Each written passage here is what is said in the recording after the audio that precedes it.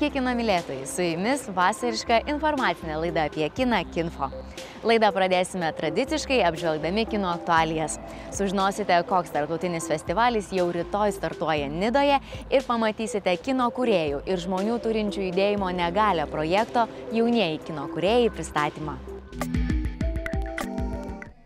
Rugpjūčio 22-29 dienomis Nidoje jau 5. kartą rengiamas tarptautinis kino festivalis Baltijos banga. Gimęs kaip lietuviškų filmų kadrai Nidoje kažkada, mūsų mažytis kuklus festivalis švenčia savo mažą jubiliejų – 5-metį. Tai yra 3 Baltijos valstybių festivalis. Šiemet pirmą kartą turėsim svečių. Pakvietėm svečius iš Danijos ir Suomijos. Smagu, kad kasmet ta programa festivalio didėja, rimtėja. Yra tai, kas nekinta, kas irgi džiugina. Nekinta tai, kad festivalį kasmet vyksta pokalbis kino profesionalų, kokia nors jiems labai aktualia svarbia tema. Tai sakykime, šiais metais mes paskyrėm to pokalbio temą tokią. Kaip bendradarbiauja režisierius ir prodiuseris kurdami filmą. Vienas užsiima gamybą, kitas kūrybą. Kokie jų santykiai, kokia patirtis kaimyninėse šalyse, apie kurią mažai žinom. Kas dar nekinta? Nekinta nuostabi mūsų animacinė mokyklėlė. Tai yra vaikų ir suaugusių, jų tėvelių, senelių džiaugsmas. Taigi ir šįmet mūsų žymiausi animatoriai pasakos apie tą mokyklėlę, apie tai, kaip daromas animacinis kinas ir svarbiausia, patys vaikai kurs filmuką, jis bus parodytas, pirmas jų gyvenime filmukas, ir bus padovanotas DVD formate.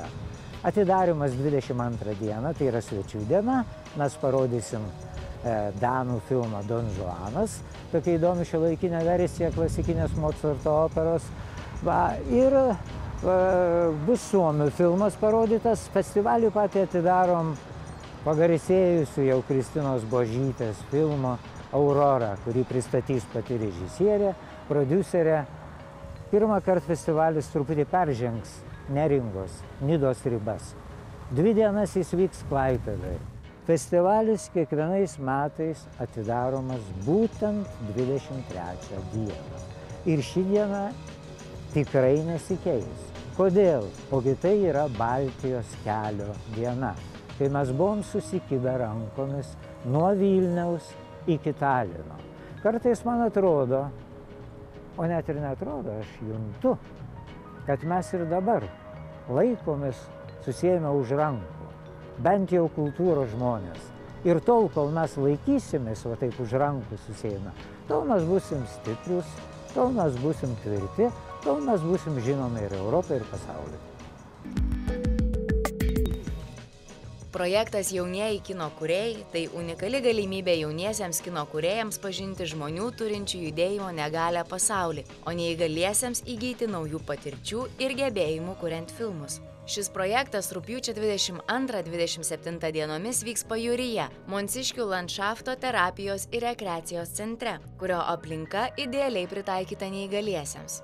Mūsų stovykla Jaunieji kino kūrėjai, tai yra jaunų kino kūrėjų, dar bestudijuojančių muzikos teatro ir kino akademijoje ir jaunų žmonių su negale bendras projektas, kurio tikslas yra, kad jauni kino kūrėjai pasidalintų savo žiniomis apie kiną, pamokytų kameros judesio.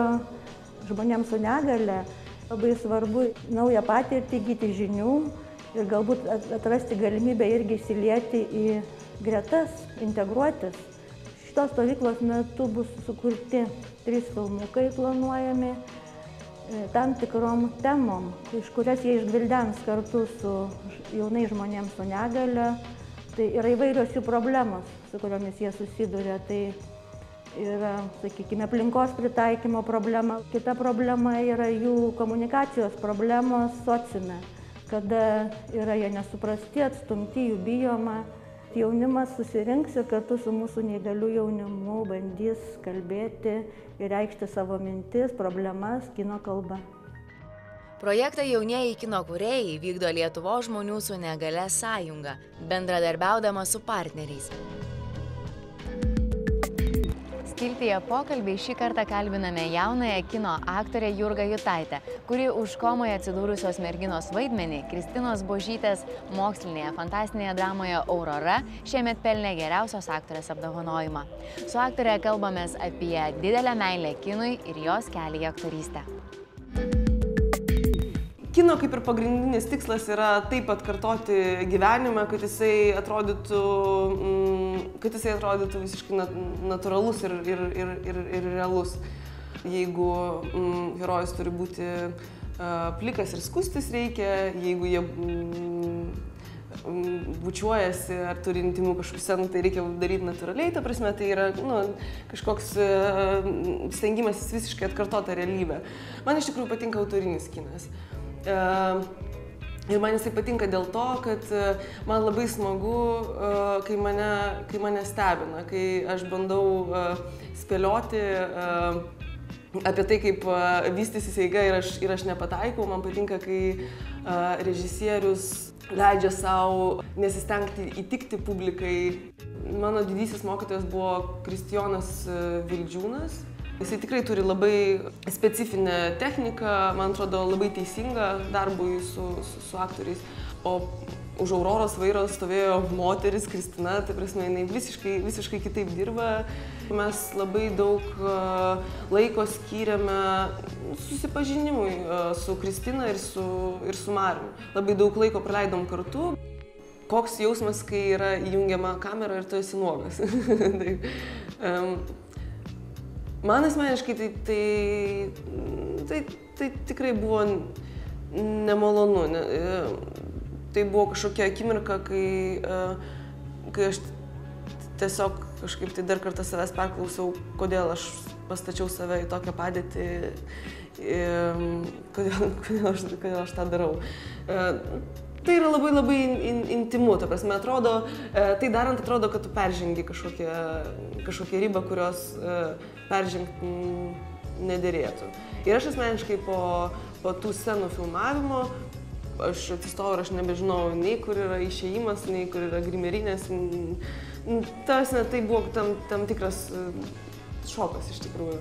Su didžiaja dauguma žmonių, kurie dirba prie to pačio filmo, taip ypatingai su tai žmonėm, kurie yra arčiausiai tavęs, tai režisierium, aktoriai, su kuriais vaidini, su jais išsivysto kažkoks toksai, visų pirma, aišku, jausmas kaip šeimos nario, bet kitas dalykas yra, atrodo, kad jūs kartu leidžiatės į kažkokią ekspediciją, kažkokius neatrastus kraštus ir ta prasme, kaip, tai yra labai ekstremali kelionė iš tikrųjų, kurioje labai greitai tu pasirodai toks, koks esi. Mes išgyvenom su Marium labai didelę kelionę, labai ekstremalę. Aš jeigu pamatau jį gatvėje kažkur, tai mane visiems užplūsta kažkaip tai toksai jausmas, kad aš matau labai artimą žmogų. Reikli yra ne tas žodis. Kalbant apie Kristiną, reikli yra ne tas žodis, reikėtų kažkokį kitą sugalvoti. Jinai yra reikliausias žmogus, kokį aš esu susitikusi gyvenime. Ir jinai yra vienintelis žmogus, kurio aš neišgirdau sakant, gerai, taip tiks. Jinai to nedaro, jai niekados neužtenka, visą laiką viską per mažai. Jinai yra perfekcionistė ir iš tikrųjų tai, kokia yra Aurora, yra labai, ir ta jo sėkmė, tikrai didelė dalimi priklauso nuo tos stiprybės Kristinos, nuo to reiklumo. Tai ne apie tai, kad jinai nenori eiti į dialogą su žmonėms, su kuriais dirba, bet kad tai yra tai, kad jinai vis tik tai mato savo viziją ir jinai stengiasi iki paskutiniųjų padaryti taip, kaip jinai nori padaryti.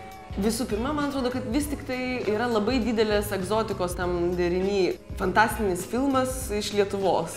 Man atrodo, jau tai turėjo traukti festivalių programų sudarinėtojų akis, ta prasme, tai yra iš tikrųjų keista, tai yra vienas pirmųjų, matyti, ar ne, filmų fantastinių Lietuvos istorijų. Tie apdovanojimai yra labai reikalingi dėl to, kad jie vis tik tai palaiko kažkokį pulsą ir palaiko dvasią lietuviško kino. Ir tai yra iš tikrųjų berods vienintelė proga metuose, kai žmonės susitinka ir gali pasidžiaugti tuo, kad ir mažu, bet vis tik tai derlium. Aš džiaugiuosi, kad man teko galimybę padirbėti su, mano galva, talentingiausia jaunos kartos atstovė Kristina Bužytė. O tie, kurie ateina, aš neabejoju, kad jie yra drąsūs, kad jie turi prikaupę idėjų, kad jie pradės šnekėti apie tai, kas vyksta dabar. To labai reikia, man atrodo. Bet man atrodo, kad mes vis dar jų laukiam. Atradusi kiną, aš nusprendžiau būti jame, bet kitoj kameros pusėje aš po pirmo filmo labai susižavėjau apskritai kino gamybą ir pasukau į kino prodiuserės kelią. Kaip ten yra kažkokia patarlė, kad žmonės planuoja, o Dievas juokiasi, ar ne? Tai aš turiu tokį, žodžiu, mėgstu nešnekėti apie planus garsiai. Tai jo, jų yra, kol kas daugiausiai iš tikrųjų iš kino prodiusavimo srities. Turiu keletą projektų, kuriuos labai norėčiau padaryti, bet...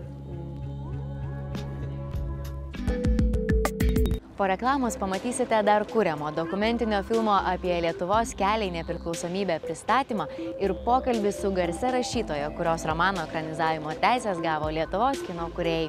O taip pat jūsų laukia naujas animacinis trumpametražis filmas, konkursas ir prizai. Tad likite su Kinfo ir po reklaminės pertraukėlės.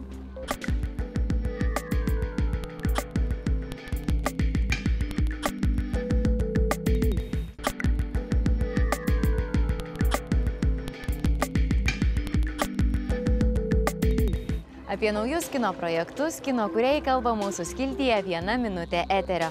Ir šiandien bus pristatomas dar kuriamas dokumentinis filmas apie Lietuvos kelią į nepriklausomybę pavadinimu Game Changer – Lithuanians Nonviolent Revolution. Labą dieną visiems. My name is Rima Gungor. I'm the director of Game Changer, Lithuania's Nonviolent Revolution, a new documentary charting Lithuania's path to independence. We're very excited to be with Lithuanian TV today, so thank you for the opportunity. Right now we're doing several different types of interviews. We're also filming this week with Andrius Mamontovas, so we're extremely excited about that. Currently the film is on time. We're not delayed at the moment. We're going to be working on the trailer to come out in November. We start the editing process as soon as we finish filming here in Lithuania, probably around the end of September. And then through the next couple of months, we'll be working on editing the film, the soundtrack, and putting it all together, hopefully to be complete by March or April of this coming year. If any delays should happen, then it will probably be until June. But we're really confident that we should be finished with the film by April or May of this coming year. So make sure you check out our website, gamechangerfilm.com. We also have a Facebook page for any and all updates. Thank you again. Ačiū visiems.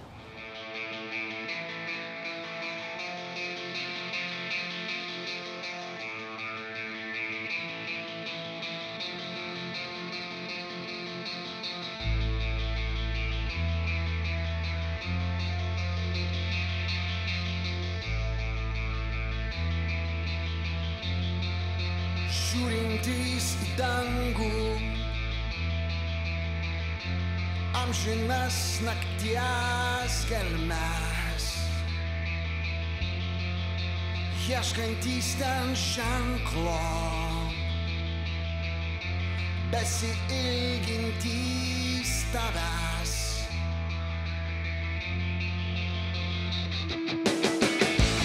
Mes tavo vaikai,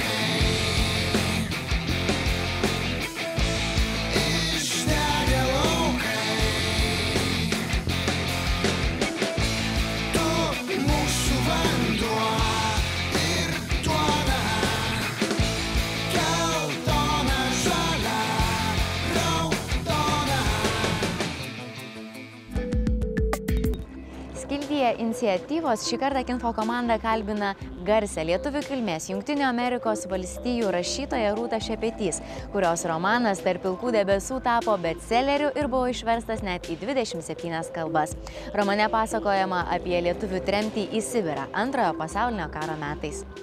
Su rašytoja, kuri visai neseniai lankėsi Lietuvoje, kalbėjomės apie tai, kad jį romaną leido ekranizuoti ne aktyviai to siekusiems Hollywoodo, bet Lietuvos kino kūrėjams. It was definitely a transformative experience because Romano rašymas tikrai buvo mane keičianti patirtis. Aš žinojau tik dalį savo šeimos istorijos. Žinojau, kad mano tėvas pabėgo iš Lietuvos, bet nežinojau, kad jam pabėgus sovietai jo ieškojo, bet negalėjo rasti. Todėl suėmė likusius šeimos narius ir keletą jų ištrėmė į Sibirą. Pagalvokite, jūsų laisvės ir teisės, kuriomis naudojatės, yra visiškai suvaržomos. Tai suvokti yra gan sunku. Rašydama knygą savotiškai galėjau suartėti su savo giminaičiais, kurie buvo ištremti ir išgyveno tuos baisumus. Taigi aš labai norėjau, kad pasaulis sužinotų šią istoriją. Kalbant atvirai, jau rašydama knygą žinojau, kad romano tekstas yra labai vaizdingas. Galėjau lengvai įsivaizduoti esančias scenas. O ir knygos kalba bei forma yra labai panašios į scenarijų. Tai romanas apie labai skausmingą istorijos laikotarpį. Yra daugybė režisierių, kurie gali sukurti gerą filmą, tačiau nėra daug kino kūrėjų, kurie galėtų tinkamai perteikti autentišką istoriją. Kai kada istorija gali būti nuobodi ir neįdomi, tačiau gero kūrėjo rankose ji gali atgyti. Žiūrėdami gerus istorinius filmus mes užjaučiame jame kenčiančius žmones. Tai juk ir yra filmo jėga. Kino kūrėjų, kurie galėtų tinkamai ekranizuoti šį romaną, paieška užtruko ilgai. Kaip žinote, yra daugybė remiantis knygomis pastatytų filmų, tačiau jie ne itin pavykę. Žinojau, kad man reikia žmonių, kurie sugebėtų tinkamai perteikti ne tik istorijos, bet ir lietuvių dvasios autentiškumą. Susitikau su daugybė Oskarus laimėjusių kino kūrėjų. Aiškiai jutau, kad jie visiškai nesuprato tragedijos ir istorijos, bei ką žmonėms teko patirti per 50 okupacijos metų. Vienas iš jų netgi sakė, kad ši istorija gali išsiversti ir be Sibiro. Taigi aš maloniai atsisakiau. Labai norėjau, kad šį romaną ekranizuotų lietuviškų šaknų turintis žmogus. Kai Marius Markevičius atėjo pas mane ir pasakė, kad jie kartu nori statyti filmą pagal šį romaną, nebuvo jokių abejonių dėl pasirinkimo. Taigi aš paskambinau savo agentui į Hollywoodą ir pasakiau, kad viskas, radau tinkamą žmogų. Filmas bus anglų kalba. Man tai buvo svarbu dėl tarptautinio romano pripažinimo. Juk jis yra bestselleris Italijoje, Japonijoje, Tailande, netgi Pietų Afrikoje. Kartu pasitarėme ir nusprendėme, jog geriausia, jei jis bus anglų kalba. Ne, aš filmo scenarijaus nerašysiu. Manau, kad reikia daryti tai, ką geriausiai sugebi ir nereikia stengtis būti visų galų meistru. Mano sritis – rašyti romanus. Jeigu bandyčiau parašyti scenarijų, tai stabdytų projektų įgyvendinimą. Juk gerai jį parašyti man užimtų daug laiko. Yra tiek gerų scenaristų, kurie šį darbą atliks greičiau ir efektyviau nei aš. Tiek Žilvinas, tiek Marius maloniai mane pakvietė prisidėti. Tačiau aš visiškai jais pasitikiu ir manau, kad jų interpretacija bus geresnė netgi nei knyga. Kartu su Žilvinu ir Mariumi juokėmės iš kai kurių Hollywoodo žvaigždžių, kurios labai aktyviai skelbė, jog knyga joms labai patiko. Tačiau, jei patinka knyga, tai dar nereiškia, kad esi tinkamas filmui. Esu labai patenkinta, jog man nereikės dalyvauti šio filmo aktorių atrankoje. Tai bus patikėta Žilvinui ir Mariui. Kas vaidins filme, nežinau. Be abejo, aš labai norėčiau pamatyti lietuvių aktorių. Žinot, muzikos versle dirbau daugiau nei 20 metų ir po to tapau rašytoja. Šiuo metu jau rašau 3. romaną. Visai neseniai buvo išleista jau 2. mano knyga, kuri taip pat pasirodė ir Lietuvoje. 1. mano knyga apie Lietuvos istoriją buvo pripažinta visame pasaulyje. To niekada nesitikėjau, juk tai knyga apie Sibirą badu mirštančią lietuvaitę. Daugybė leidėjų nenorėjo jos spausdinti ir aš ją nedėjau daug vilčių. O dabar ji išleista 43 šalyse, 27 kalbomis. Taigi, tiek romano, tiek būsimų filmo auditorija yra visas pasaulis. Tai taip netikėta.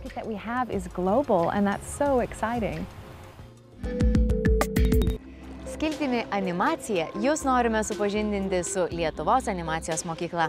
Ir šiandien pristatome Jūratės Leikaitės Aškinienės ir Valento Aškinio trumpametražį animacinį filmą Senelės pasaka.